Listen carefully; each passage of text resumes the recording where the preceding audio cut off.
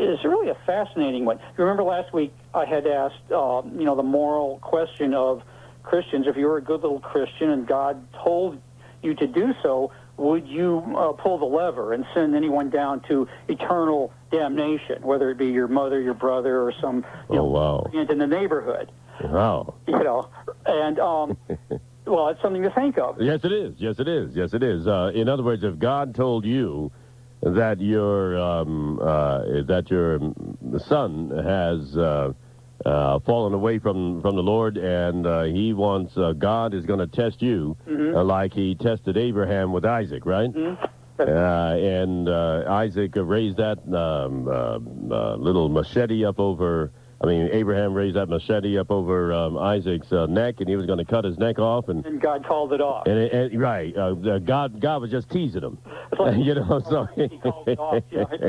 Anyway, the next question that I think follows from that is, would anybody deserve it, and why? Would Hitler deserve eternal damnation? Not that anybody knows what eternity is, or even if it exists. Yeah. Well, sure. Those. You don't even have to have committed the atrocities of a Hitler. That's at the extreme end of things. But some people feel that, heck, if you just stub your toe the wrong way, that you're not going to be going to heaven, you're going to burn in hell for the rest of your life. For all eternity. Yeah, it's sick and twisted. Well, it is indeed sick and twisted. There's no question about it. The whole concept of eternity is sick and twisted, as the caller indicated. And just to think that somebody, why would anybody want to believe that if you don't believe in their brand of religion, that you will indeed go to hell and burn throughout all eternity? And some people believe that now. Some people believe that.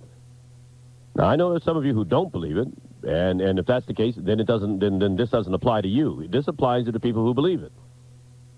There are those Christians who believe that if you don't follow their teachings,